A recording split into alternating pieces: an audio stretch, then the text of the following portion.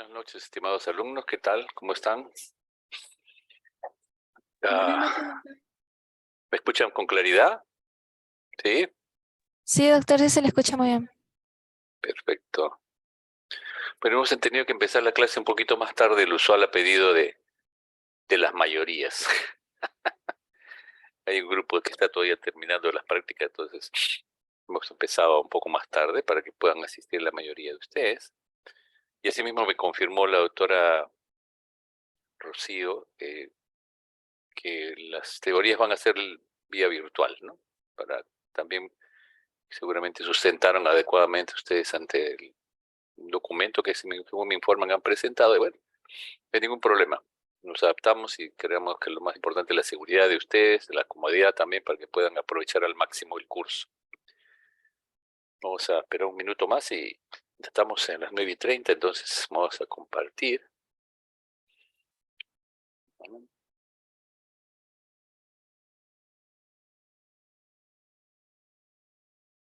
¿Ven bien la imagen? Sí, doctor. Sí. Ya. Bueno, esta parte del tema de insuficiencia, hemos venido desarrollando progresivamente los pasos a seguir cuando vemos un paciente crítico. El ABCD, el manejo de la vía aérea, la instrumentalización del manejo de la vía aérea, qué procedimientos necesito desarrollar. El tubo de Mayo, tubo endotraqueal, ¿cierto? El recitador manual. Bueno, todo esto con la intención de que ustedes ya se vayan familiarizando con cómo manejar una insuficiencia respiratoria aguda. La insuficiencia respiratoria aguda, es una de las causas más frecuentes de consulta en emergencias, en las unidades de cuidado intensivo, en sala de operaciones, en los servicios de medicina en general. De tal manera que es importante que ustedes conozcan desde el punto de vista fisiopatológico cómo la fisiología nos ayuda a entender y qué estrategias de manejo tenemos para manejar y para poder mejorar la oxigenoterapia de nuestros pacientes, ¿no? Bien, entonces siempre uno al inicio, yo les hago algunas preguntas, ¿no? Eh, ¿Cuáles son los músculos más importantes para la inspiración? ¿Qué dice Valeria Mejía? ¿Cuáles son los músculos más importantes para la respiración, Valeria? No se preocupen. Sí, Diga, el diafragma. el diafragma, ¿no es cierto? Muy bien, el diafragma. Por consiguiente, cuando ustedes ven respirar y ustedes observan su respiración o respiración de un paciente o una persona normal, casi la respiración es imperceptible, discretamente se ve un movimiento eh, de la caja torácica muy sutil, a diferencia de las personas obesas que cambia su patrón respiratorio, a diferencia de las personas ya ancianas que también aumenta su frecuencia respiratoria y el trabajo respiratorio, sin llegar a una insuficiencia respiratoria, claro, pero es importante saber que el diafragma, como muy bien dice Valeria, es el 90% del trabajo respiratorio. Pero también es cierto que cuando hay insuficiencia respiratoria nosotros usamos los intercostales externos, el esternocleidomastoideo, los pectorales mayores, el escaleno, el serrato, y estos son utilizados en condiciones de emergencia fundamentalmente. Por lo tanto, cuando nosotros decimos se ve que está respirando con el uso de músculos accesorios, nos referimos a que estamos viendo que se contrae el esternocleidomastoideo, que se contraen los intercostales externos, y por consiguiente el paciente podríamos estar pensando que ya está desarrollando insuficiencia respiratoria o por lo menos está hiperventilando por alguna causa. Muy bien. Ya lo puse acá, pero entonces, eh, ¿cuáles son los músculos más importantes de la expiración? Indudablemente que si el diafragma es el 90%, la expiración es un proceso más bien pasivo, utiliza muy pocos músculos. Pero también es cierto que cuando hay un gran trabajo respiratorio y cuando hay una patología respiratoria que impide una oxigenación adecuada y un intercambio de CO2 adecuado, usamos también los músculos expiratorios, como los intercostales internos. Y ustedes ven que el paciente ya no utiliza tanto los intercostales, bueno, en este caso ya no tanto los pectorales y el esternocleido, sino el recto anterior, o sea, la expiración dificultosa como un paciente con asma. La inspiración no es tanto su problema para el asmático, es la expiración, y por lo tanto usa los rectos anteriores, el músculo transverso, el oblicuo, para mejorar la expiración, y cuando ustedes observan, Usted si tiene un trabajo respiratorio más inspiratorio en un tipo de pacientes, especialmente oxigenatorios, y entonces ustedes pueden ver y describir si el paciente está teniendo un trabajo expiratorio, la expiración en las que observamos que tiene mayor labor. Por lo tanto, si la expiración es mayor, uno puede asumir que hay un proceso de edema pulmonar, de obstrucción de vía aérea y por lo tanto asma, edema pulmonar, y uno tiene que estar analizando eso como vamos a ver en el desarrollo de esta teoría. Mi querida, a ver, Nicole Gama, ¿por qué piensas que al producirse una lesión en la caja torácica ingresa aire al espacio pleural? Mi querida Nicole. ¿Está por ahí Nicole? ¿Me puedes contestar? Sí, doctor. ¿Por qué crees que si se produce una lesión a nivel de la caja torácica, lesión punzopenetrante, una fractura costal que lesiona el espacio pleural, ingresa aire al espacio y se produce un neumotórax, por ejemplo? Porque va a entrar una diferencia de presiones, ¿no? Ya, una diferencia de presiones. Eso es le falta un pequeño detalle adicional. Es cierto, porque hay una diferencia de presión. Pero ¿por qué ingresa aire del medio ambiente a la caja torácica? Está muy bien hasta ahí. Bueno, se podría decir primero porque al realizarse una lesión, ¿no? Punzocortante se está, digamos, perforando, se está abriendo un conducto y está ingresando por diferencia de presión, va a hacer que ingresan. Muy bien. El concepto solamente que habría que agregarle ahí es que esa diferencia de presión ocurre porque la presión a nivel pleural es discretamente menor que la atmosférica. Porque para que ingrese aire del medio ambiente, pase de un ambiente a otro aire, es porque aquí hay más presión y aquí hay menos presión. Y la presión es muy pequeña, -6, -10 centímetros de agua. Es cierto, es porque hay una diferencia de presión y la presión a nivel pleural es discretamente menor que la atmosférica. Y por eso ingresa aire. Muy bien. Aquí, a ver, Jenna Andrea. Jenna Andrea, a ver, ¿qué me puede decir Jenna Andrea? Dice, durante la inspiración y la expiración con el paciente con disnea, ¿se modifica el tamaño de la caja torácica? ¿Qué piensas tú, Jenna Andrea? ¿Me podrías contestar esa pregunta? Cuando observas un paciente con insuficiencia respiratoria, ¿crees que se modifica el diámetro de la caja torácica, el diámetro anterior-posterior o transverso? ¿Se modifica el tamaño de la caja torácica? No quiere contestarme.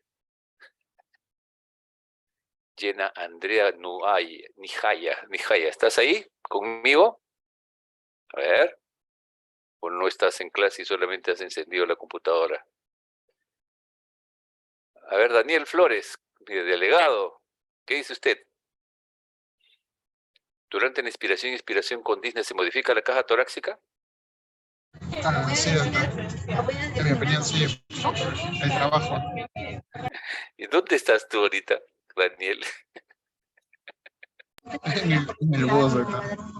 Ya, Danielito, muy bien.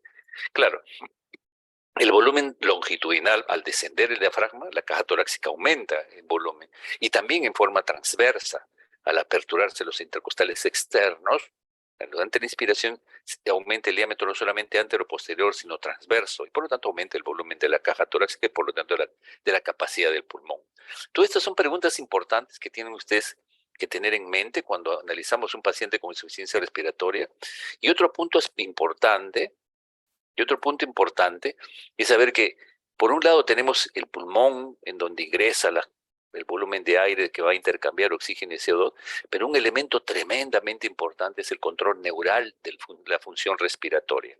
El cerebro, el hipotálamo, centros neumotáxicos a nivel del tronco encefálico en general, a nivel del bulbo, de la protuberancia.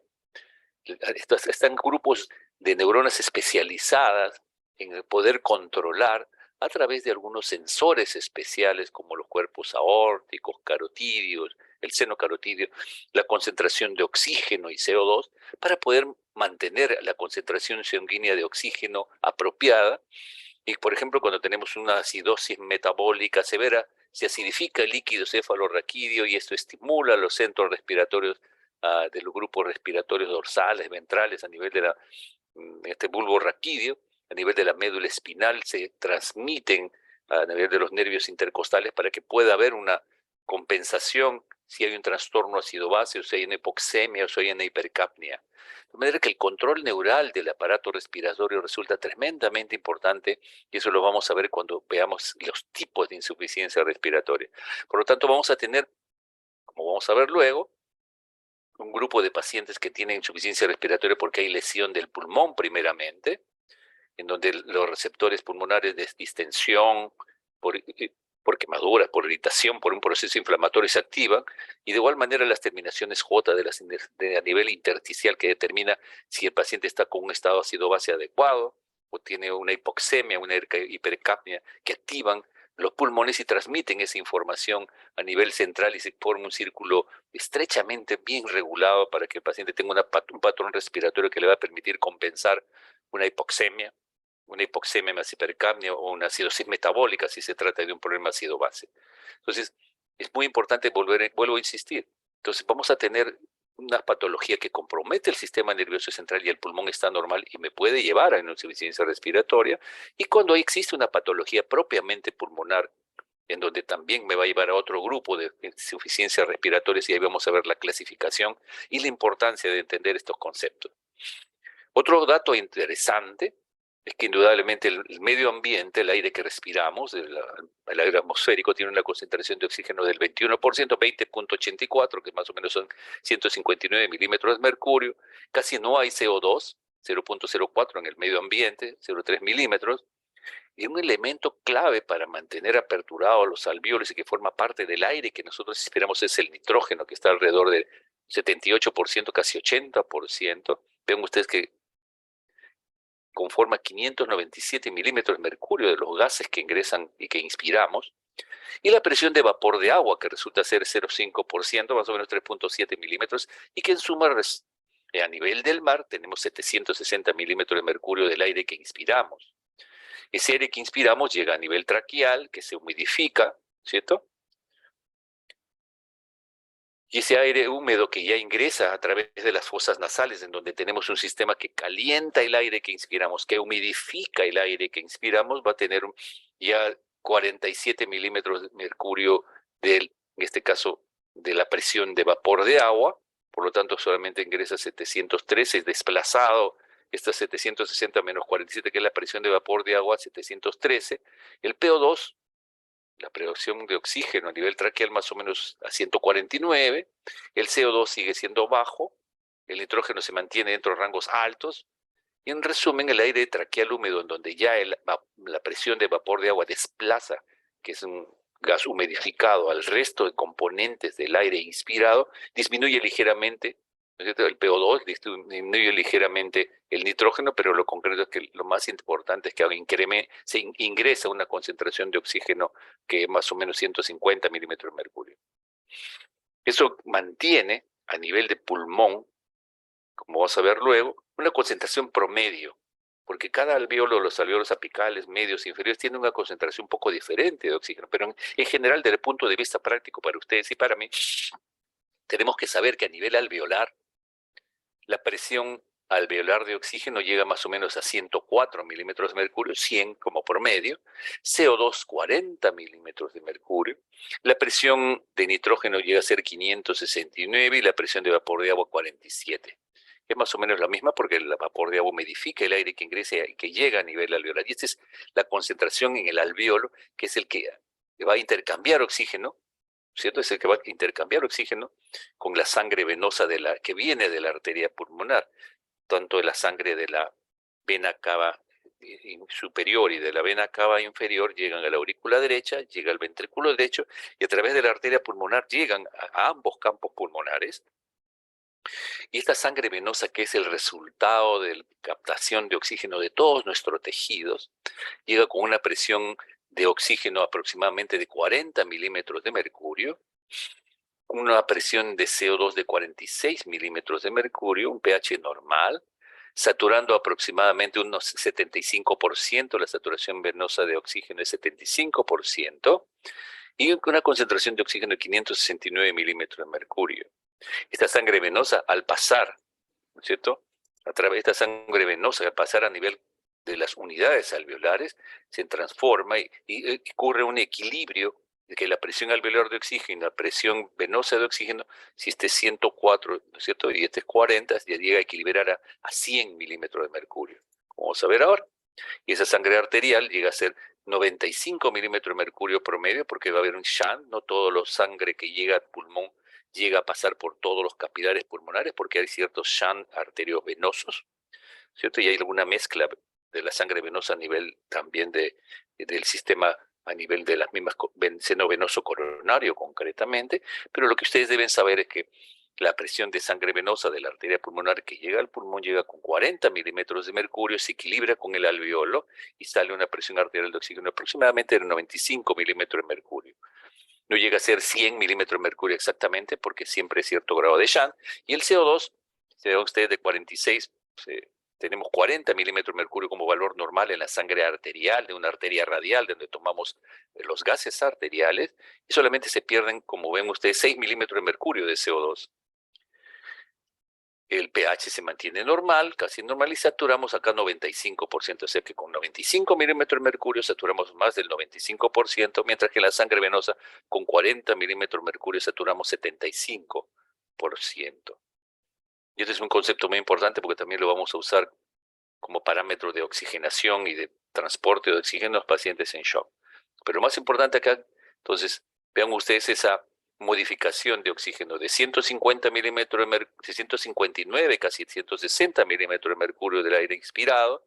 Cuando llega a nivel traqueal se disminuye el oxígeno a 150 casi de oxígeno, ¿cierto? Ese 150 a nivel traqueal llega a nivel alveolar 104 de oxígeno, va habiendo una gradiente del medio ambiente hacia el alveolo, y que se equilibra con la sangre de la arteria pulmonar que tiene 40 milímetros de mercurio, se equilibra con 104 y tenemos una presión de oxígeno de 95.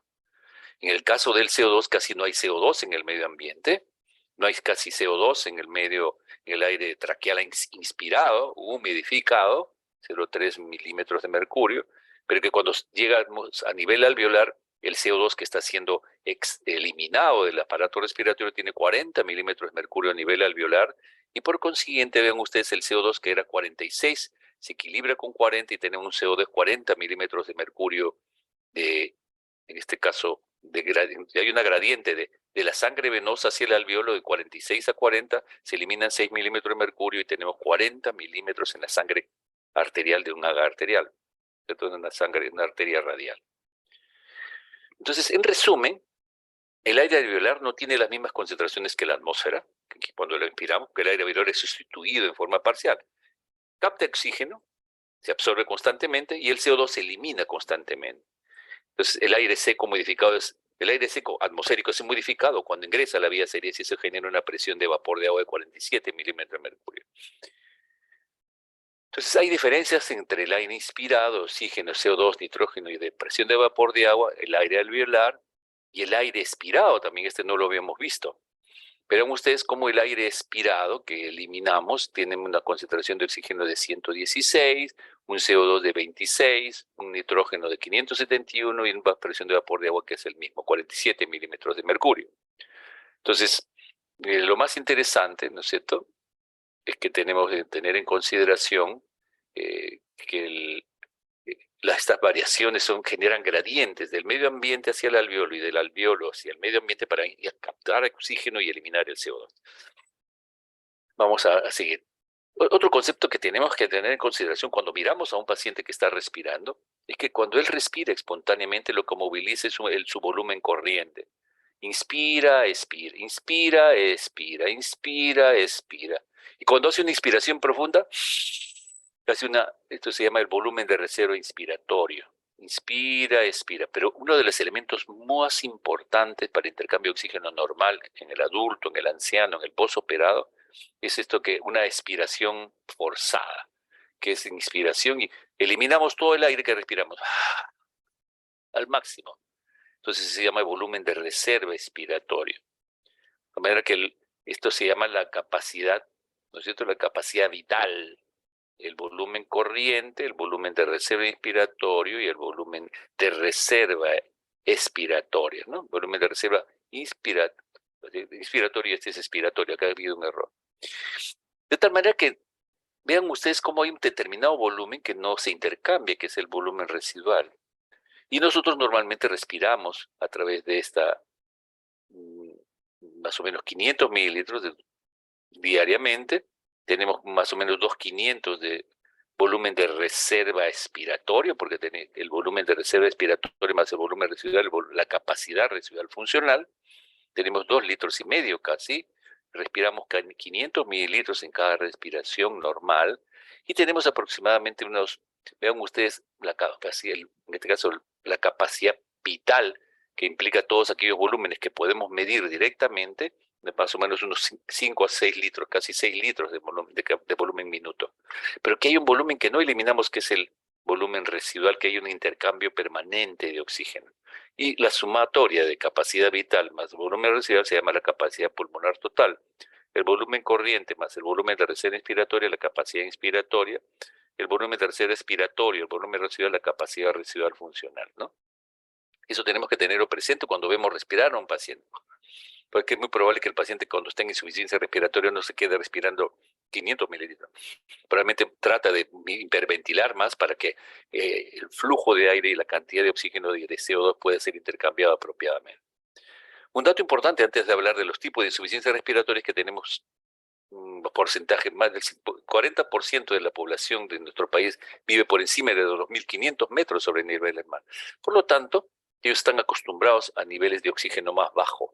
Y mientras más alto, la presión, en este caso la concentración de oxígeno a nivel ambiental es mucho más bajo y por lo tanto están acostumbrados a la hipoxia y eso es nuestra población que vive en las alturas. Ven ustedes Huaraz 3.200, Huancayo 3.200, pero estamos Cazapalca ya 4.100 y Cerro Pasco casi 4.340. Morococha 4.500 y La Oroya 3.780. Quizás es una de las zonas más altas donde viven nuestros peruanos, es el Cerro de Pasco, casi 4.500 metros sobre el nivel del mar. ¿Cierto? Entonces, vean ustedes Ticlo 4.800, quizás no hay mucha población ahí, pero sí en Cerro de Pasco, ¿no? Y por lo tanto ellos están acostumbrados a la hipoxemia, por lo tanto los criterios de insuficiencia respiratoria en la altura van a modificarse, porque si a nivel del mar la presión de alveolar de oxígeno es 100, la presión arterial de oxígeno en sangre arterial 90, 95, satura 96%, el PO2, vean ustedes, el CO2 se mantiene y la presión venosa de oxígeno era 40 alrededor, y mantener una saturación de 75, vean ustedes como mientras más altura, 1.000, 2.000 metros sobre el nivel del mar, la presión alveolar de oxígeno disminuye, porque a mayor altitud, si bien es cierto el 21% de oxígeno se mantiene, pero la presión atmosférica ya no es 760 milímetros de mercurio. Mientras más altura, la presión atmosférica es menor y el 21% da una concentración ambiental de oxígeno más baja. Por consiguiente, ven ustedes a los 6.000 metros, la presión alveolar de oxígeno es 34 milímetros de mercurio y la presión arterial de oxígeno viene a ser 33, por lo tanto la saturación puede ser 60, y esto ya es un criterio de insuficiencia respiratoria, pero hay población que se acostumbra a eso, se adapta a la altura y por lo tanto vive en esas condiciones y lo hace perfectamente, ¿no? Bien, ahora sí entrando de frente en lo que es la insuficiencia respiratoria, la definición de insuficiencia respiratoria, un ratito quiero ver.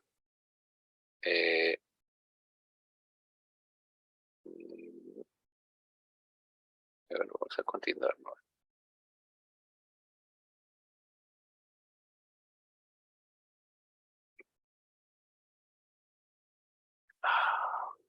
A ver.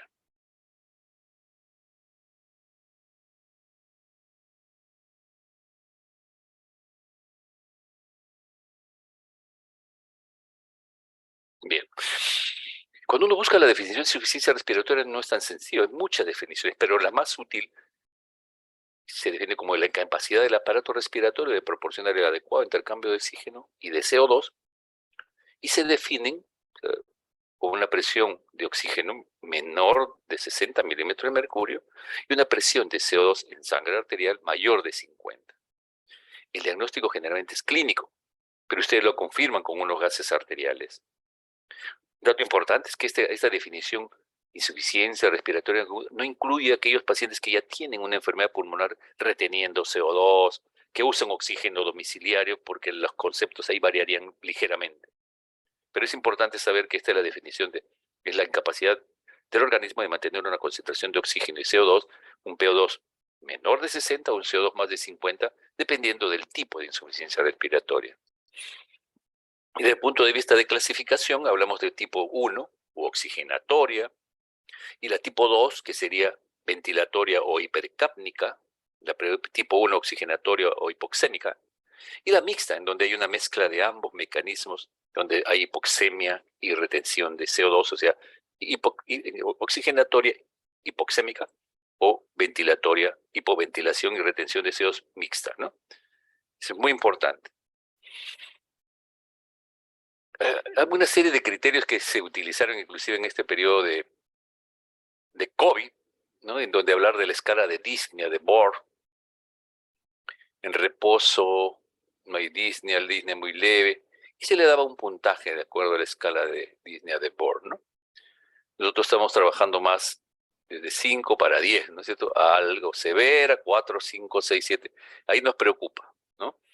Y realmente la idea es manejarlo lo más tempranamente posible para llegar al diagnóstico y que el paciente no tenga necesidad de ventilación mecánica, de tratamiento a la neumonía, la ectasia, el derrame, el edema pulmonar, y de la insuficiencia respiratoria moderada puede definitivamente revertir todo eso, pero existen escalas que hablan de la severidad.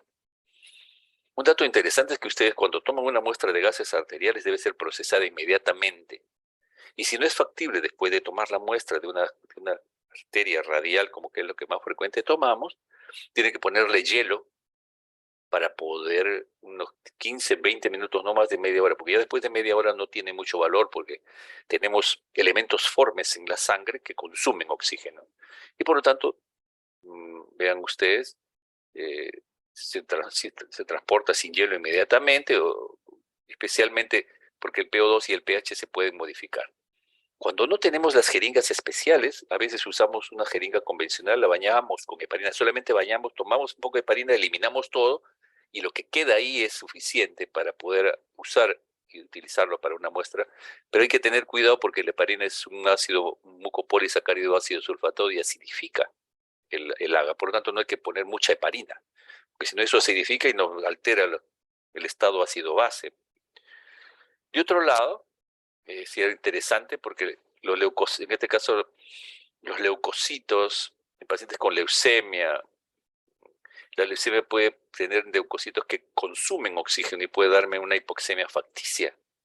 Y el paciente no está en insuficiencia respiratoria. Tengo que tener cuidado cuando veo un AGA de un paciente con leucemia. 100.000, 120.000 células blastos en sangre pueden consumir oxígeno y darme una pseudo-hipoxemia, ¿no?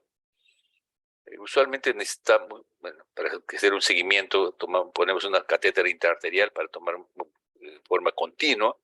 Cuando tomamos gases arteriales es intermitente, cada vez que quisiéramos tenemos que punzar la arteria, pero es un catéter arterial, es mucho más útil en un paciente muy comprometido y no es continuo el AGA, no refleja el transporte de oxígeno y puede haber el deterioro del ácido base por este tema de la heparina o un manejo tardío del AGA, ¿no? Esta gráfica, entonces, hasta ahora tipos de insuficiencia respiratoria, la utilidad de los gases arteriales, hemos visto cómo el sistema nervioso es clave para el determinado tipo de insuficiencia respiratoria y el compromiso pulmonar también. Pero para entender lo que vamos a ver de aquí adelante es saber que la anatomía del pulmón tiene, ven ustedes, las áreas más pequeñas están apicales, quizás las áreas más amplias en las bases.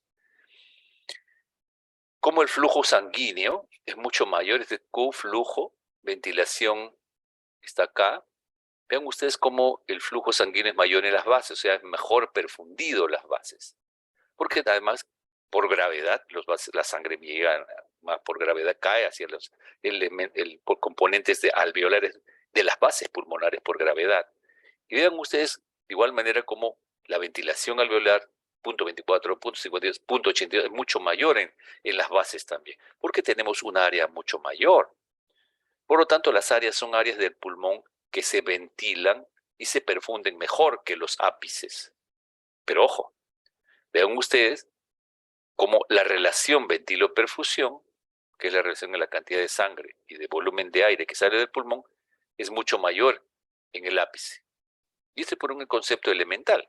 Si la relación ventilo-perfusión es ventilación sobre perfusión, vean ustedes cómo la perfusión es mucho menor en los ápices y por lo tanto el denominador hace que esta relación 0,24 entre 0,7 genere una relación ventilo-perfusión mucho mayor que las bases, porque acá hay una perfusión mucho mayor, una relación en relación a la ventilación alveolar mucho mayor, y de tal manera que quisiera que quedara el concepto en ustedes que las bases pulmonares son mejor ventiladas y mejor perfundidas, pero que la relación ventilo-perfusión es mayor en el ápice.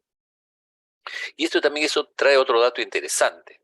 Vean ustedes cómo los alvéolos basales, como hay mayor intercambio de oxígeno y CO2, la presión de oxígeno de los alvéolos basales es 89. Y vean ustedes como acá hay menor intercambio, la concentración de oxígeno es mayor en los ápices. Vean ustedes como el CO2, como hay mayor intercambio, mayor eliminación del CO2, más alto en las bases, mientras que en el ápice, que hay menor intercambio, ¿cierto? Es mucho menor el CO2. Y esto es, para que lo recuerden bien, ¿por qué el Mycobacterium tuberculoso le gusta dar lesiones pulmonares en los ápices? Porque en las zonas apicales hay una concentración de oxígeno mucho mayor que en las bases, porque acá hay un menor intercambio y por lo tanto el Mycobacterium tuberculoso le gusta estar en un ambiente hiperoxigenado, que le llegue el oxígeno suficiente para poder desarrollarse. Entonces los ápices están más oxigenados, pero porque hay menor intercambio, mientras que las bases, mayor intercambio genera menores concentraciones de oxígeno alveolares, pero la ventilación es mayor, la perfusión es mayor y la relación ventilo-perfusión es menor que en los ápices. Eso más o menos para que vean ustedes que esa unidad alveolar ideal que les presenté al inicio varía de acuerdo si está en el ápice, en la parte media o en las bases, y que la suma de todo ello nos da una concentración de oxígeno alveolar de 104 milímetros de mercurio, de 40 milímetros de mercurio de CO2, ¿no es cierto? El nitrógeno no se modifica mayormente y la presión de vapor de agua tampoco. Pero ese promedio es el ideal de la suma de todas estas unidades alveolares, diferentes relaciones ventilo-perfusión, que me interesaría que lo entiendan para que podamos entender lo siguiente. Vamos a seguir. Los tipos de insuficiencia respiratoria, entonces hemos dicho que es tipo 1, oxigenatoria, tipo 2, hipercápnica o ventilatoria, y mixta, que es de ambos. ¿Qué se refiere a la insuficiencia respiratoria tipo 1 oxigenatoria? Nos referimos, y esto también es una cuestión práctica que deben ustedes grabárselo en su cabecita, nos referimos a aquella insuficiencia respiratoria en donde la patología fundamentalmente es una lesión en el pulmón. Cualquier tipo de lesión pulmonar que afecta a la estructura o el parénquima pulmonar en una extensión más o menos importante puede llevar a una insuficiencia respiratoria de tipo hipoxémica, porque se altera las unidades alveolares. Siendo el CO2 alta, mucho más difusible que el oxígeno, con la hiperventilación barremos el CO2, mejoramos la presión alveolar con la hiperventilación y inicialmente podíamos tener un paciente con una ligera lesión pulmonar y que no tiene hipoxemia. Pero entonces, un concepto importante de la insuficiencia respiratoria tipo 1 o hipoxémica es que existe una lesión pulmonar a nivel del parénquima pulmonar.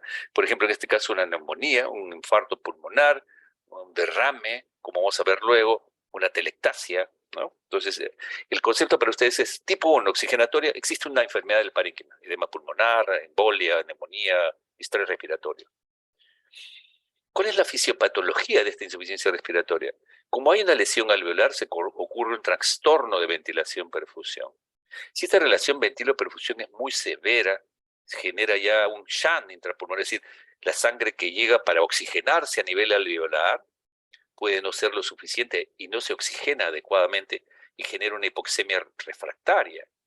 Por consiguiente, la insuficiencia respiratoria tipo 1 puede ser solamente un trastorno de ventilo-perfusión que puede responder a concentraciones bajas de oxígeno, pero que da hipoxemia, o puede haber una hipoxemia refractaria, o sea, la shunt intrapulmonar, donde esa sangre, un porcentaje importante, ya no está intercambiando oxígeno y por lo tanto se mezcla con generando hipoxemia todavía y que necesita concentraciones altas de oxígeno. Se ha tratado de interpretar que sí hay un trastorno de difusión, pero realmente este elemento mayormente no juega un rol muy importante. Tendría que haber una lesión de fibrosis pulmonar muy grave para que el paciente, este elemento fisiopatológico entre a tallar en una insuficiencia respiratoria tipo 1, oxigenatoria, en donde los mecanismos más importantes es un trastorno de ventiloperfusión y un shunt intrapulmonar. Cuando hablamos de trastorno de ventiloperfusión, vean ustedes esta pequeña gráfica, nos muestra que la sangre venosa llega a las unidades alveolares, los alveolos se llenan de oxígeno y hay en este caso una ventilación uniforme y un flujo sanguíneo uniforme, y tenemos la sangre arterial y en la concentración alveolar como la que hemos hablado en el alveolo ideal. Pero cuando tenemos una enfermedad del parénquima pulmonar, aquí ya el flujo sanguíneo no es tan uniforme y por consiguiente la relación ventilo-perfusión se va a alterar, ¿no es cierto? Se va a alterar, se mezcla la sangre oxigenada, no oxigenada a nivel alveolar, parcialmente oxigenada, y en algunos casos puede estar compensado, pero lo importante es que esta lesión del parénquima pulmonar está generando un trastorno de ventilación-perfusión. Y este trastorno de ventilación-perfusión puede ser tan severo que cuando la patología pulmonar llena el alveolo, obstruye el alveolo, ocurre una ocupación muy grave en este caso de un foco neumónico, de un distrés respiratorio, esa sangre venosa por esas unidades alveolares no se oxigena adecuadamente y por lo tanto nos genera un verdadero shunt, es decir, la sangre venosa se mezcla con el intercambio de otras áreas y no se oxigena adecuadamente y por lo tanto hay un shunt realmente, ¿no? Para entender un poco más esto de relación ventilo-perfusión, tenemos que entender que en el pulmón hay una ventilación minuto. Hemos dicho que hay un volumen corriente de 500 mililitros que por 12 respiraciones más o menos son 6 litros de aire que ingresan a nivel de ambos pulmones, y la perfusión está relacionada al gasto cardíaco. El gasto cardíaco del lado derecho es igual que al izquierdo, más o menos 5 litros, 5.5 litros. Por consiguiente, vean ustedes, en un pulmón normal, tenemos en ambos pulmones ingresan 6 litros de aire y 5 litros y medio de sangre, del gasto cardíaco, y este es el volumen minuto. Por lo tanto, la relación ventilo-perfusión de ambos parénquimas pulmonares va a ser 1.09, o sea, una relación ventilo-perfusión cercana a 1, ¿cierto? Igual manera, cuando si analizamos pulmón por pulmón, entonces de ese volumen minuto de 6 litros, de 6.000 litros, 6.000 mililitros, 3.000 mililitros, o sea, 3 litros van a ir al pulmón derecho y 3.000 mililitros al pulmón izquierdo. Y la diferencia del volumen, en este caso el gasto cardíaco de 5 litros 500, la mitad va a ir a un pulmón, y por lo tanto la relación ventilo-perfusión se mantiene equilibrada. Pero sabemos también que la relación ventilo-perfusión de ápice a base varía, pero justamente los mecanismos compensatorios en condiciones normales hacen que ustedes corran y su relación ventilo-perfusión se mantenga, a pesar que aumenta el gasto cardíaco, aumenta el volumen minuto y se mantiene una relación ventilo-perfusión adecuada, y ustedes pueden volver a correr 100 metros, 200 metros, y si son atletas, mucho más, ¿no es cierto? Entonces, una vez entrando ya, ¿cuál es la clínica del paciente con insuficiencia respiratoria tipo 1 hipoxémica? La hipoxemia da agitación. Lo primero que manifiesta un paciente con insuficiencia respiratoria se torna agitado. Agitación psicomotriz, sudoración por gran descarga enérgica, taquicardia.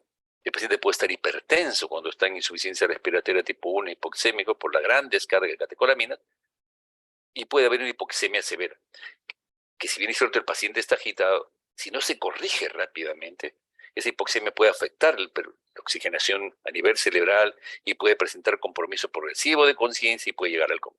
Pero lo que en el 90% ustedes van a ver es agitación, sudoración, confusión, hipertensión arterial. Tipo 1, hipoxémica. ¿Y cómo hacemos entonces el diagnóstico para confirmarlo gasométricamente? Entonces el paciente usualmente tiene hipoxemia en los gases arteriales de menos de 60 milímetros de mercurio. Y como está hiperventilando para mejorar esa hipoxemia, porque el primer mecanismo de compensación por ley de gases es que si yo hiperventilo, barro el CO2, y al barrer el CO2 aumenta la presión alveolar de oxígeno. Si sabemos que hay 104 milímetros de mercurio de presión alveolar y 40 milímetros de mercurio de CO2, si yo hiperventilo, barro el CO2 y aumenta la presión alveolar simplemente por ley de gases. Pero ¿qué es lo más importante? que la gradiente alveolar arterial está incrementada, o sea, la cantidad de oxígeno del alveolo a la arteria genera una lesión, porque hay lesión alveolar y por lo tanto la gradiente alveolar arterial está incrementada. Eso lo vamos a ver en la práctica, pero lo que interesa es que ustedes entiendan que el paciente con insuficiencia respiratoria tipo 1 hipoxémica, en sus gases arteriales vamos a encontrar una hipoxemia menor de 60 milímetros de mercurio y un CO2 bajo, o sea, menor de 40, porque el paciente hiperventila, no retiene CO2, más bien baja el CO2 de sangre arterial y eso mejora el oxígeno, trato de mejorar, y por consiguiente hay una gradiente alveolar arterial incrementada. ¿Cuáles son las condiciones clínicas que ustedes asocian a la insuficiencia respiratoria tipo 1 cuando yo les digo, cuando existe un componente de lesión pulmonar? Por ejemplo, este caso, fiebre, escalofríos, esputo purulento, dolor torácico, crepitantes, ¿no? Infiltrar alveolar localizado con broncograma aéreo. Karen Avilés, ¿cuál es tu diagnóstico ahí? ¿Estás atenta, Karen? ¿Ah? ¿Me puedes decir, Karen? ¿O ya está durmiendo, Karen? Elena Cuya, ¿me puedes decir cuál es tu diagnóstico en esta condición? Fiebre, escalofríos, esputo purulento, broncograma aéreo. Eliana Cuya. Sí, doctor. Bueno, ¿podría pensar en una TBC pulmonar? Eso es una posibilidad, pero cuando tenemos esputo purulento, fiebre y escalofríos con broncograma aéreo, lo primero que piensas es una neumonía bacteriana. Podría ser una neumonía tuberculosa, cierto, pero eso no te da un cuadro tan agudo como el que estamos hablando. Generalmente hay mayor compromiso apical. Esto puede ser una neumonía tuberculosa también, es cierto, pero uno está pensando más en gérmenes de neumonía adquirida en la comunidad, ¿no? Neumococo, estafilococo, etcétera. Es más una neumonía, ¿no? Neumonía bacteriana. Esta también es una neumonía con broncograma aéreo del lóbulo superior, del lóbulo medio, neumonía bacteriana. Muy bien. Por ejemplo, este caso, sexo femenino, 24 años, obesa, ocupación bibliotecaria, asma como antecedente, ingresa a emergencia porque dificultad de episodio, dificultad respiratoria, con sibilancia, fiebre, ardor faríngeo, malestar general, sibilancias en ambos campos pulmonares. Leonardo Portilla, ¿qué te parece este caso? ¿Cuál es tu diagnóstico? Obesa, Sí, con sibil. doctor. ¿Me escucha? ¿Cuál es tu? Sí, perfectamente, Leonardito. Dice que es bibliotecaria y tiene como antecedente asma. Ajá. Es asmática. ¿Cuál sería tu Mm, diagnóstico? Sería asmática, doctor. O sea, como tiene asma, la presencia de sibilancias y Ujú. despertar síndrome de estrés agudo. Si tiene dificultad respiratoria, distrés es otra cosa, pero eso se llama crisis asmática, ¿no? O estado asmático, ¿ok?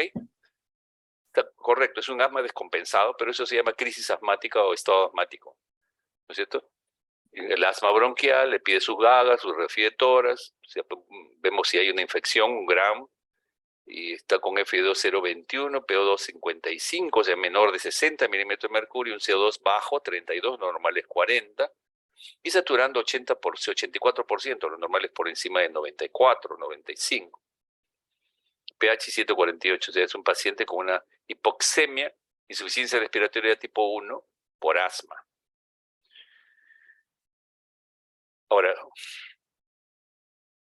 este tipo 1, si ustedes sea la neumonía, vamos a ver más condiciones ahora.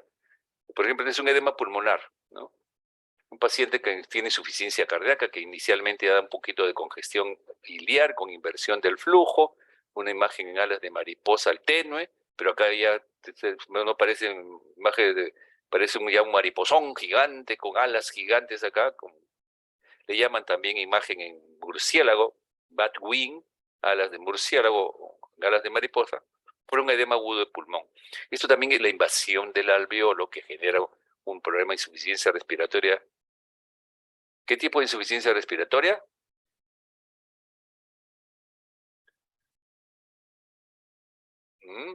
A ver, no se me vayan a dormir, ¿eh?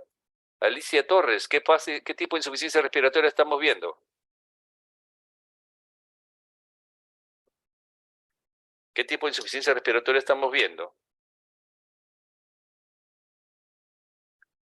Meilín Cisneros, nada. Voy a apuntar a que no están presentes. A ver. ¿Qué tipo de insuficiencia respiratoria es este edema pulmonar? Andrés Cuba, ¿qué le parece? ¿Estás con nosotros, Andrés? Joana Flores, diagnóstico. ¿Qué tipo de insuficiencia respiratoria es la que estamos viendo ahorita? Si hay compromiso alveolar. Hipoxémica, doctor. Hipoxémica, porque hay compromiso del parénquima pulmonar, que es un concepto muy importante. Muchas gracias. Este es nuevamente el edema pulmonar, cardiomegalia y un edema pulmonar. O sea, esta es una insuficiencia respiratoria tipo 1, ¿no? Edema pulmonar. Este es edema pulmonar de la altura, un paciente que sube a Casapalca y empieza a tener disnea que requiere bajarlo o ponerle oxígeno, ¿no? Edema pulmonar de la altura. Muy bien. Un absceso pulmonar puede darme insuficiencia respiratoria tipo 1, pero debido a los mecanismos compensatorios, hiperventila y como hay gran parénquima pulmonar normal, pueden mantener una oxigenación adecuada, a pesar de tener lo que va a tener de fiebre purulenta, pero hipoxémica no necesariamente, si es un paciente relativamente joven que tiene el resto del parénquima pulmonar para compensar.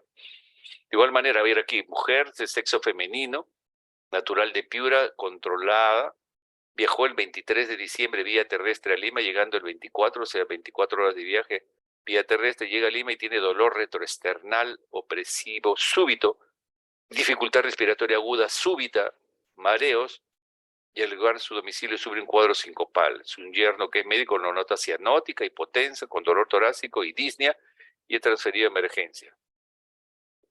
¿No es cierto? A ver. Evelyn Gianella Casilla, ¿cuál es tu diagnóstico con este cuadro clínico?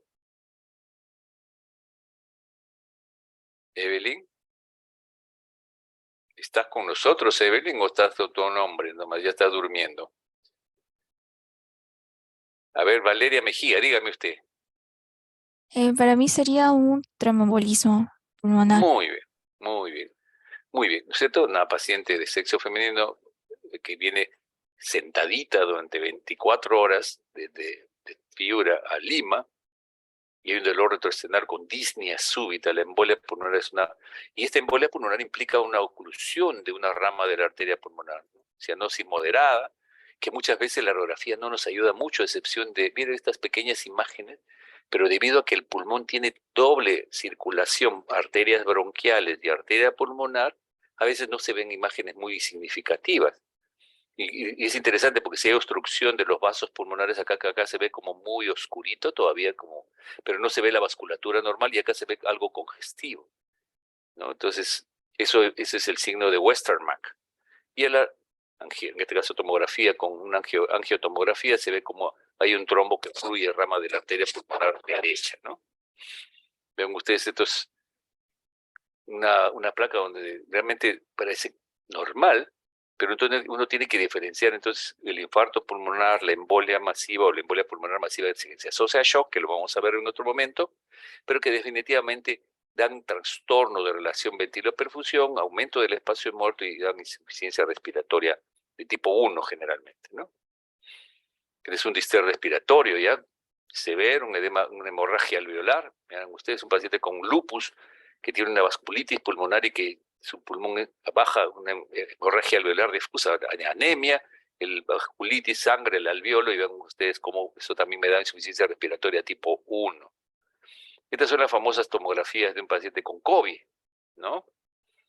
Un vidrio esmerilado que va aumentando progresivamente, COVID-19, múltiples imágenes de tomografía, un hombre de 77 años, positivo, vidrio esmerilado, y que muchas veces se puede confundir porque, vean ustedes, demuestro para que vean que no es una imagen patognomónica, porque todo proceso viral me puede dar una imagen en vidrio esmerilado, y es la clínica, la historia clínica la que me va a ayudar a poder definir mejor, y me lleva este compromiso del parénquima pulmonar por COVID, da insuficiencia respiratoria tipo 1. Más neumonía tipo 1, ¿no es cierto? COVID, más neumonía tipo 1, ¿no? Acá es una neumonía por neumocistis girovesci, un paciente inmunosuprimido. múltiples imágenes en vídeo esmerilado que hablan de un proceso inflamatorio intersticial agudo, ¿no? Aquí hay imágenes medias nodulares, también que se ven en los pacientes con COVID. Y es importante, y esto lo vamos a ver luego. Entonces, si el paciente tiene por todas estas condiciones, el paciente tiene por todas estas condiciones que hemos revisado rápidamente, insuficiencia respiratoria tipo 1, su tratamiento es el oxígeno. Siempre considerando, acá, de repente, a ver, voy a ponerlo por acá. La lesión del parénquima pulmonar. Cuando uno usa oxígeno, debe saber que el oxígeno es un medicamento que puede producir toxicidad. Cuando uno usa concentraciones de oxígeno muy altas, porque produce, en este caso, productos reintermediados reactivos de oxígeno que producen en este caso, lesión inflamatoria del parénquima pulmonar, ¿no? Entonces uno tiene que analizar que no tenemos que provocar hiperoxemia, porque esa hiperoxemia puede producir lesión también.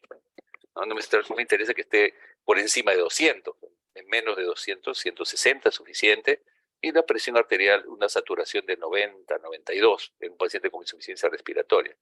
Entonces tenemos que saber que el oxígeno es tóxico, ¿no? ¿Ya? A ver, vamos a seguir avanzando. Vamos a seguir avanzando. Sigamos a ver. Los sistemas que tenemos para dar oxígeno es la cánula de oxígeno, la máscara de oxígeno y la máscara más reservorio con sistema de bajo flujo. Y un sistema de alto flujo que es de la máscara con sistema Venturi. No es lo mismo cánula de alto flujo que sistema de alto flujo máscara de Venturi. Es una estructura un tanto diferente, que lo vamos a ver ahora. Entonces esta cánula de oxígeno es una cánula que nos proporciona 1, 2, 3 o 4, 5 litros, no más de 6 litros ponemos con una cánula, porque con 1 litro da 0,24, con 2 litros 0,28, o sea, 0,21 medio ambiente, pero con 1 litro 0,24, con 2 litros 0,28, 0,32, con 4 litros, no más de 0,40. Ven ustedes como 5 o 6 litros me da 0,40, por lo tanto no puedo darle 7, 8, 10 litros porque así me va a dar más oxígeno. No, la cánula venezal entre 5 a 6 litros no más. La máscara simple, vean ustedes, 5 a 8 litros me da 0,60, una máscara con reinhalación hasta 10 litros, 0,70, y la máscara no reinhalatoria 15 litros, 0,90. Esta es la cánula nasal que se coloca detrás de la orejita y se asegura en la región del maxilar inferior a través de un flujómetro. Yo pongo 1, 2, 3. No debo olvidar que debe estar humidificado ese oxígeno. No puede venir de frente la fuente de oxígeno a la nariz, sino tiene que pasar primero por un sistema de humidificación y luego ya llegar al paciente, para que reciba un oxígeno caliente y húmedo, especialmente húmedo. Con 1 litro 24, con 2 litros 28, 32, 36, vean ustedes cómo se introduce de la cánula estas dos narinas a las fosas nasales y luego se fija en el cuello, ¿no?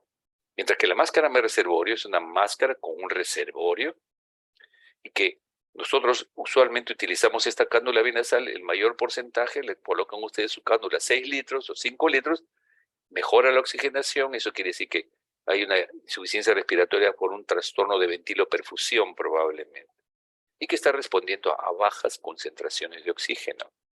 Mientras que, si estamos bien, debemos humidificar, y si no responde a la cánula nasal, el paciente sigue con gran trabajo respiratorio, que no satura bien adecuadamente con esa cánula de entre 5 a 6 litros, tengo la siguiente opción de mejorar esa oxigenación colocándole una máscara más reservorio. Y se llama, cuando no responde a la cánula binasal y que requiere una máscara más reservoria, una hipoxemia refractaria. Y esta hipoxemia refractaria colocándole la máscara que debe tener estas dos membranas y esta membrana acá que va hacia la bolsa, porque cuando él inspira toma de la bolsa y cuando él expira esta se cierra y se elimina el aire expirado por estas válvulas laterales. Y esto se llama máscara de no reinhalación, porque cuando no tiene estas valvulitas, el paciente expira y se mete a la bolsa.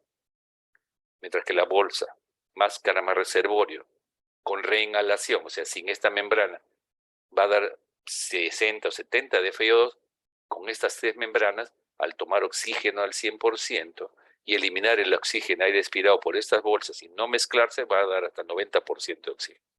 Es mejor una máscara más reservorio, no, sin reinhalación, ¿no? Y esto también tiene que ser humidificado. Y es importante saber que nosotros ponemos máscara amortiguador 15 litros por un breve tiempo y tengo que tomar una decisión. ¿Va a mejorar en poco tiempo o necesita ventilación mecánica? El paciente con gran polimia, con volúmenes minutos altos. Nunca usar esta máscara de oxígeno ni ninguna de las máscaras, en este caso reinhalatoria, no reinhalatoria, nunca usarla en pacientes retenedores crónicos de CO2. Deben funcionar las 3 válvulas y potencialmente podría ir a la ventilación mecánica. La máscara de reservorio, con sus 3 valvulitas, 1, 2, 3, y el flujo gamma sería más o menos así. Si tengo un paciente que tiene insuficiencia respiratoria tipo 1, hipoxémica, y tiene menos de 60 milímetros de mercurio con 0,21, ustedes le sacan unos gases respirando aire ambiental, iniciamos con cánula venasal hasta 6 litros. Si el PO2 llega a 70 o saturando más de 90, saturando 89, 90 y mejoría clínica, lo observamos. Pero si no hay mejoría clínica con cánula venasal 6 litros, estamos pensando en usar máscara en reservorio 15 litros y llevarlo al paciente a un centro que disponga de ventilación mecánica por hipoxemia refractaria.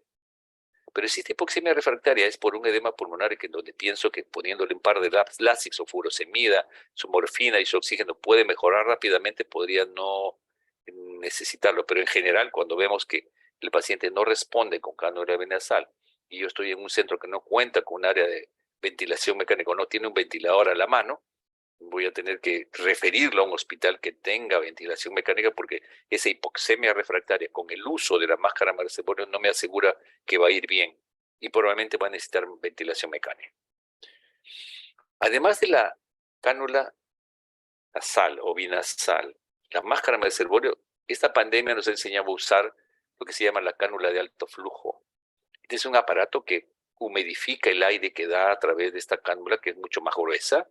Se ha usado mucho en pediatría durante años, pero se ha llegado a ganar una gran experiencia con esta pandemia del COVID, en donde nosotros regulamos el flujo de aire, la concentración de oxígeno, se calienta este aire y le da un aire humidificado y caliente que le da cierta tranquilidad cuando el paciente respira también.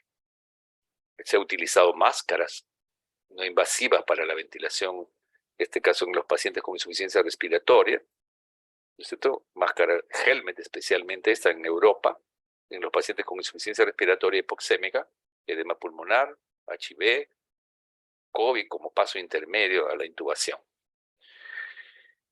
El otro tipo de insuficiencia respiratoria era tipo 2, insuficiencia respiratoria hipercápnica por hipoventilación, que es la fisiopatología, es porque el paciente hipoventila.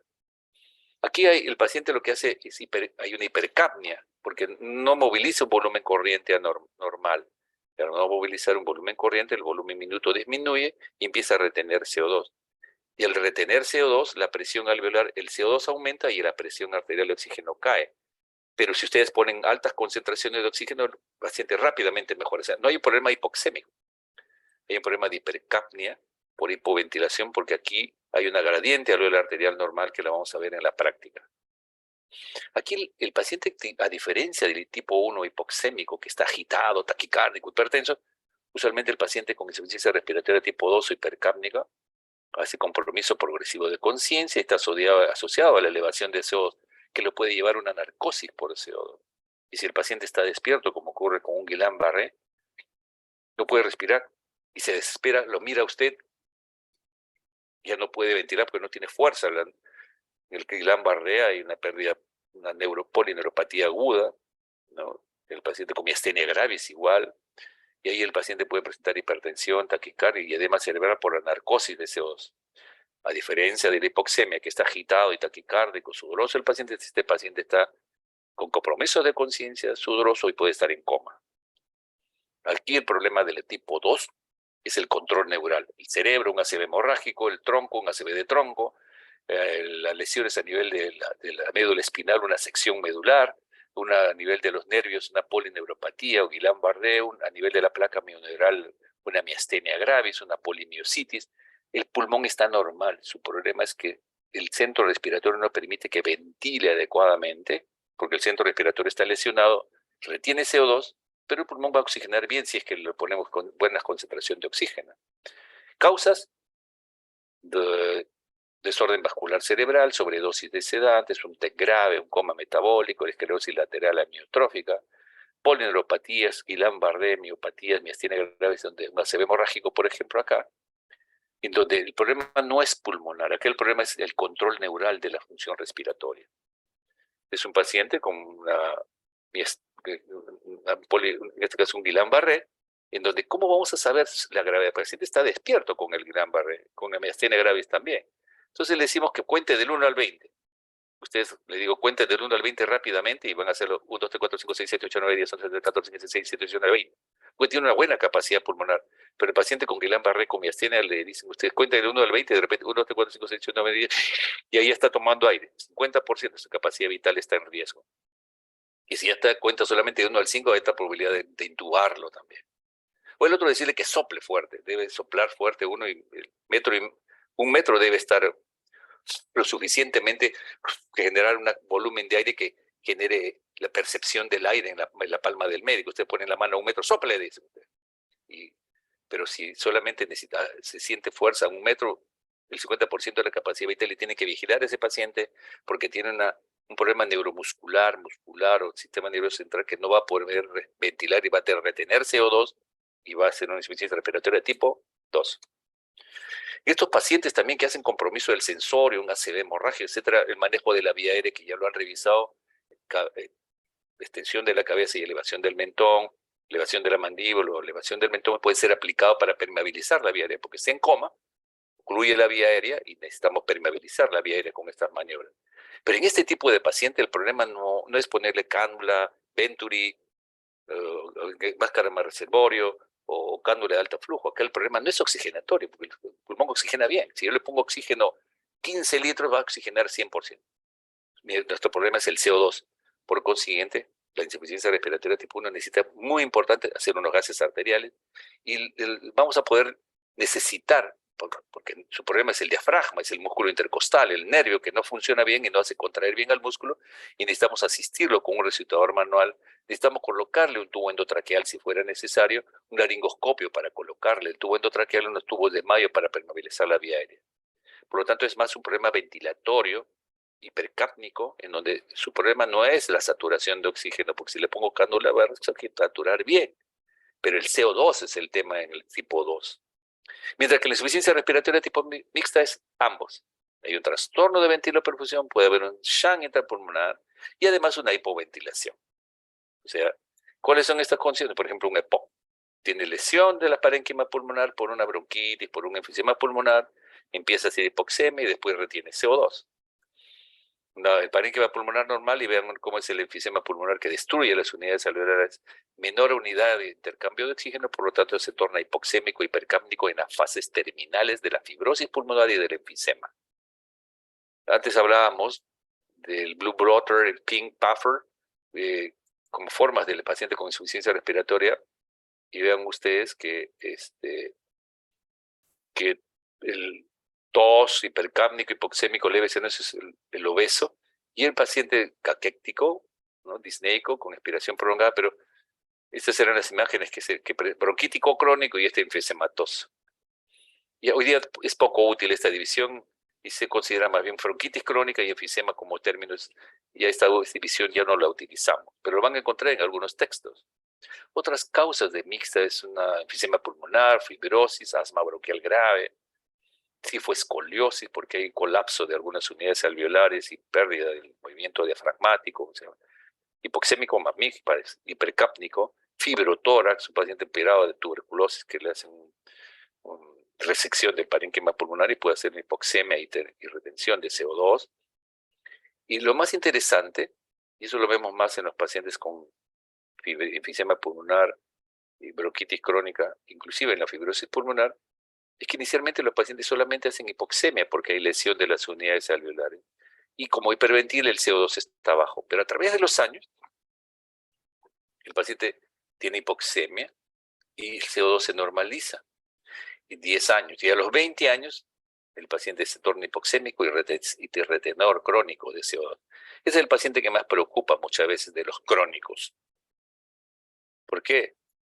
necesitamos un sistema especial de oxígeno de alto flujo que se llama el sistema Venturi. El sistema Venturi me permite graduar una concentración fija de oxígeno.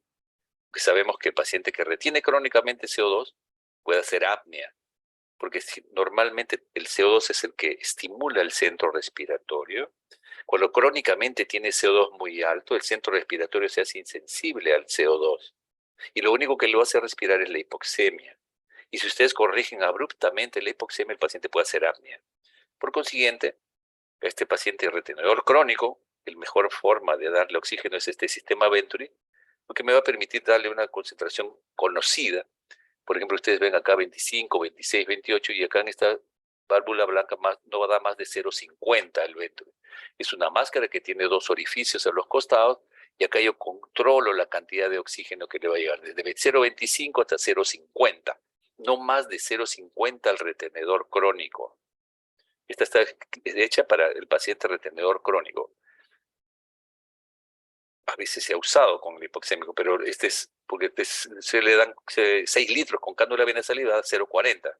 Si con Venturi le da 0,50 no hay una mejora significativa. Un paciente hipoxémico le doy cánula, no mejora, paso máscara reservorio, sino cánula de alto flujo. En el caso del paciente crónico, retenedor crónico, lo pongo con Venturi y no mejora, probablemente necesita ventilación mecánica, ¿no? Acá miren ustedes 30, 40, 50%. Y en el retenedor crónico más o menos se comporta así, PO2 menor de 60 con 0,21 y un CO2 alto. Cánula binasal le puedo dar, pero fundamentalmente máscara de Venturi, 0,50 al retenedor crónico. Y el PO2 si llega a 65 a 70 y satura de 80 a 90 y mejora clínicamente, hay observar. Pero si no mejora con máscara de Venturi, no usar máscara reservorio, debo estar pensando que va a necesitar ventilador mecánico y tengo que referirlo a un centro que disponga de ventilación mecánica para esa hipercapnia de este paciente retenedor crónico. También se usaba de pacientes la máscara reservorio. Dentro de la clasificación de insuficiencia respiratoria tipo 1, 2 y mixta, algunos textos hablan de tipo 3 perioperatoria.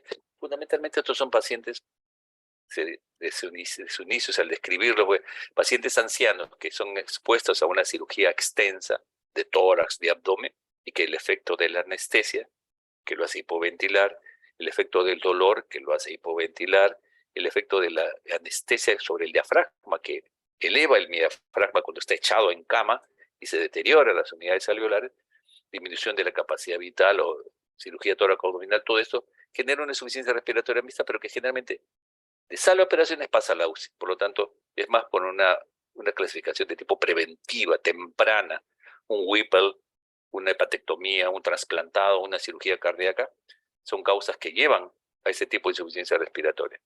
Y es porque se ha visto, se sabe ya, que el paciente que está en sala de operaciones y que está echado, y encima se le pone su anestesia, el diafragma se eleva significativamente porque se relaja ese diafragma y su capacidad residual funcional disminuye, por lo tanto puede desarrollar hipoxemia. Por eso el anestesiólogo está que lo ventila permanentemente. Entonces vamos a dejarle la cirugía cardíaca y así como tenemos tipo 1 hipoxémica, tipo 2 hipercápnica pura, mixta, la tipo 3 postoperatoria, se encuentra también una clase, alguien habla de la insuficiencia respiratoria tipo 4, en donde el paciente en shock, por ejemplo, habíamos visto que el paciente que tiene una relación ventilo-perfusión adecuada ingresan 6 litros de aire y 5.5 litros de sangre. Si el paciente sangra y pierde 2 litros de sangre, está en shock hemorrágico, esa relación ventilo-perfusión se pierde y hay un espacio muerto incrementado y por lo tanto se produce, la radiografía está normal, ¿cierto? Pero genera una insuficiencia respiratoria asociada al shock. Corregimos el shock, mejora la oxigenoterapia con oxigenoterapia, mejora el transporte de oxígeno si está sangrando paquetes globulares, componentes sanguíneos, y va a mejorar esta insuficiencia respiratoria tipo 4 asociada a shock, fundamentalmente tipo hemorrágico. Esta es una placa que se ve en el diafragma izquierdo elevado y por lo tanto hay compromiso de parenquima pulmonar. Puede ser, a ver, vamos a ver. Alicia, ¿qué te parece? ¿Qué tipo de insuficiencia respiratoria es esa? Para acabar ya.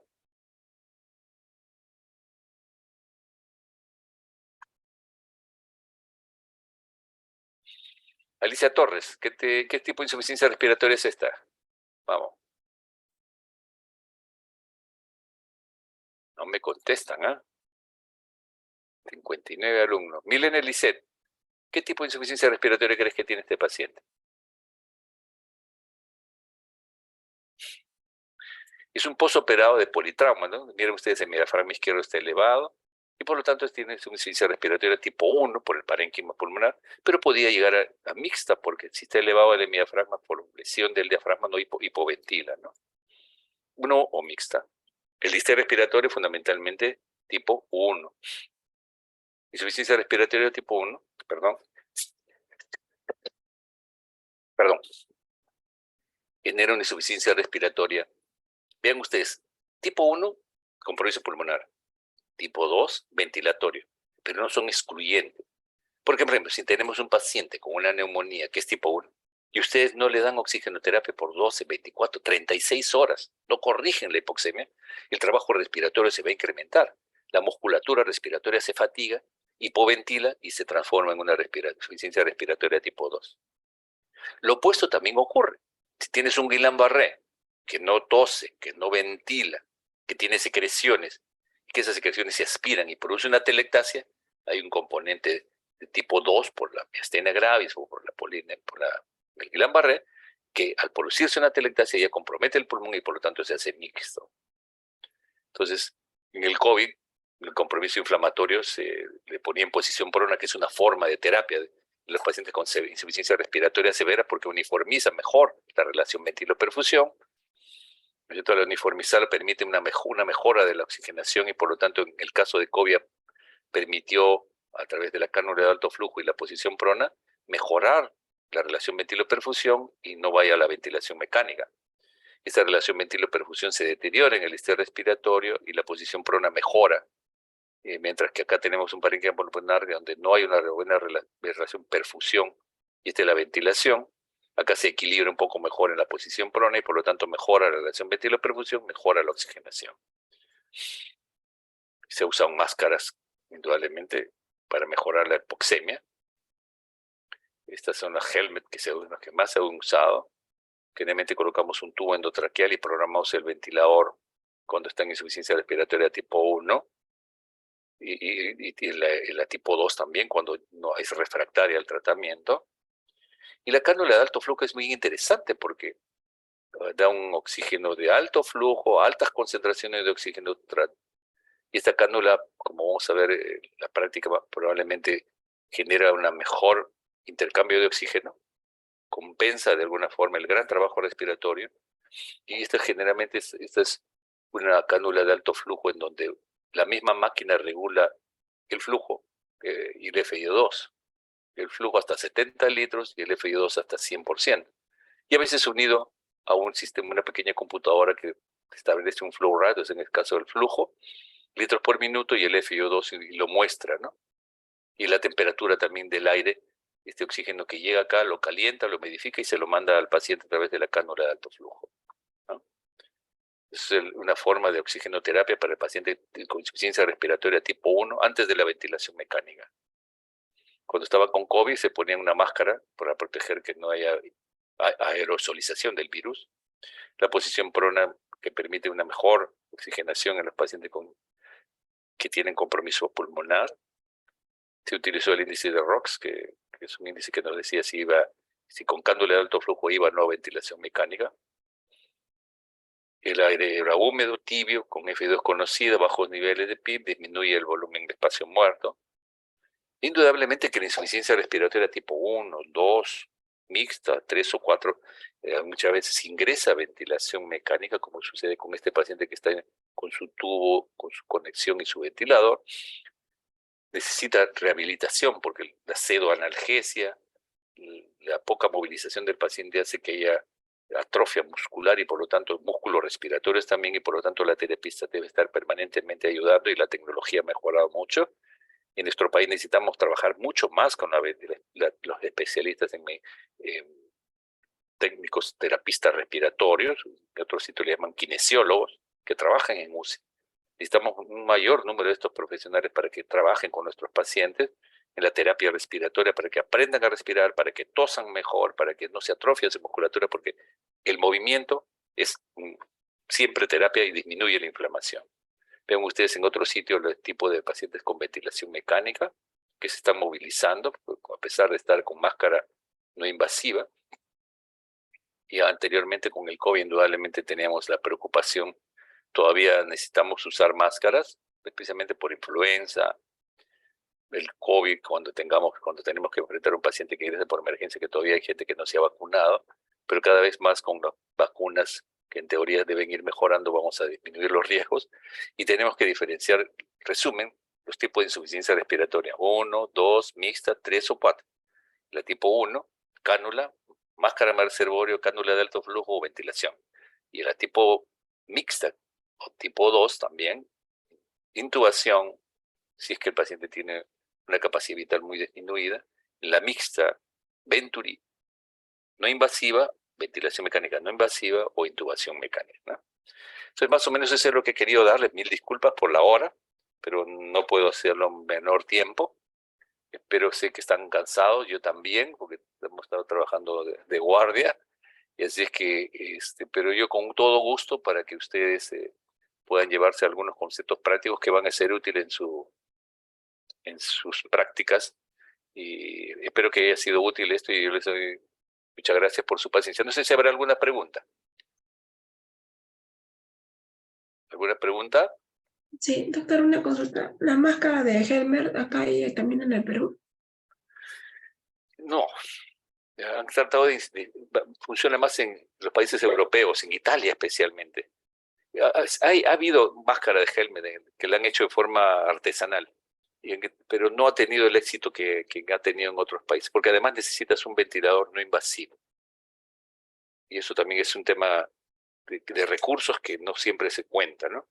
Pero en general tenemos mayor número de ventiladores después de la pandemia, tenemos que reconocer eso, que hay mayor número de camas UCI, pero necesitamos más especialistas de medicina intensiva porque definitivamente no hay, durante pandemia lo han manejado profesionales que han aprendido con el tiempo, pero que ese tipo de pacientes necesita una visión mucho más integrada de los múltiples problemas y que debemos trabajar con enfermería especializada, con técnicos de actividades respiratorias, terapistas respiratorios, para poder manejar esta parte de insuficiencia respiratoria.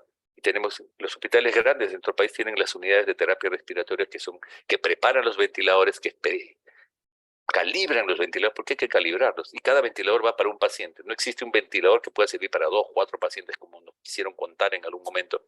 Pues tenemos una conexión para 4 pacientes, porque son pulmones diferentes, patologías diferentes. Por lo tanto, tenemos un ventilador para cada paciente y un equipo de médicos que Dios quiera que no volvamos a tener por muchos años pandemia, pero debemos estar preparados para eso. ¿Alguna otra pregunta? ¿Alguna otra Sí, pregunta? doctor, buenas noches. Entonces, principalmente el manejo de la insuficiencia tipo 2 sería la ventilación mecánica. Claro, si el paciente ya está con esos parámetros cuánticos, hay dos posibilidades, que el paciente con tipo 2 esté en coma o está despierto. El Guillain-Barré y el amiastenia están despiertos. Y tú ves que ya no sopla más de medio metro, que el conteo del 1 al 20 ya no tiene fuerza. Ese paciente hay que intubarlo y proteger la vía aérea. Si el paciente está en coma y tiene un Glasgow menos de 7, hay que intubarlo, que son 2 grupos de pacientes de insuficiencia respiratoria tipo 2. Es tubo y ventilador, es cierto. Eso es lo único que le va a salvar la vida, porque no tiene fuelle, no tiene diafragma, no tiene intercostales, ¿me entiendes? El sistema nervioso central que regula la frecuencia, el volumen de oxígeno, el CO2, no está funcionando adecuadamente. Por consiguiente, necesitamos, si sospecho que es tipo 2, porque el pulmón está bien y tiene una enfermedad neuromuscular o tiene un ACV, los gases arteriales me van a dar una idea si está reteniendo CO2 y si ya necesito colocarle un tubo y ventilador. Y si no tengo ventilador, por lo menos lo intubo y lo conecto a un resucitador manual. Y si no tengo tubos, pues lo conecto a un resucitador manual, que es lo que ustedes están aprendiendo, ¿verdad? ¿Alguna pregunta más? Espero que haya quedado claro. Y dime, Valeria Mejía, ¿qué te puede ayudar? No tengo ninguna duda, solamente quería agradecerle por cómo lo explicó. tan lindo. Muchas gracias. Ya, Valeria, Doctor. te agradezco sus palabras. Doctor, disculpe, una consulta. ¿Con quién tengo el gusto? Vale. Con Kiara. Kierita, a ver, dígame Sí. usted. Dígame usted. Doctor, usted ahorita acaba de mencionar que la escala de Glasgow, o sea, para que el paciente vaya a ventilación mecánica, tiene que ser a partir de 7. Pero, A partir de 7 ustedes pueden intubarlo, colocarle un tubo de mayo, pero si estamos hablando de una insuficiencia respiratoria, es importante, probablemente va a necesitar intubación y asistencia con el rambú o con un ventilador. Sí. Por eso ustedes van a hacen el diagnóstico clínico, sus gases arteriales, y clínicamente, porque ustedes van a tener pacientes con un ACV que respira normal. Su oxígeno está bien, su CO2 está, pero tiene una hemiplegia. Tiene un problema neurológico, pero que no afecta a su sistema nervioso, que regula la función respiratoria. Pero sí va a haber un paciente con ACV que hipoventila, que está en coma, Glasgow 7, y la lengua se le va para atrás. Y ustedes no van a poder tenerlo de costadito siempre. Van a tener que ponerlo 1 hora, 2 horas de costado, de 1 hora, si no se va a hacer una escara región sacra. Y por consiguiente, si está de frente, la vía aérea se obstruye, retiene CO2, hipoventila y puede hacer paro cardíaco. Glasgow 7 hay que evaluar si necesita una intubación y ventilación mecánica o por lo menos ayudarlo. Y si lo van a trasladar de una clínica o de un policlínico que ya le llegaron a intubar, lo trasladan asistiéndolo con ambú para que funcione su diafragma, porque para que funcione sus músculos intercostales que no están funcionando y que el único que lo hace respirar es el resucitador manual, ¿no? ¿Alguna otra pregunta? Bueno, en la práctica vamos a seguir viendo. Yo les agradezco su paciencia y esperemos que las prácticas las podamos desarrollar con la menor cantidad de problemas. Ya vamos a tener las clases vía virtual para comodidad de ustedes y que podamos, que estudien, por favor, revisen la presentación para que las prácticas sean la siguiente semana lo más útiles posible. Vamos a tratar de conseguir una cánula de alto flujo para la práctica ahí para el laboratorio y que ustedes lo conozcan y puedan manipularlo, ¿ok? Un abrazo, muy buenas noches. Gracias por todo. Gracias, doctor. Gracias, doctor. Ok, Gracias. bye bye. Adiosito con todos ustedes. 54, no llegó más de 60, acá faltan 40 dormilones. Muy bien. Ya, ok, muy buenas noches.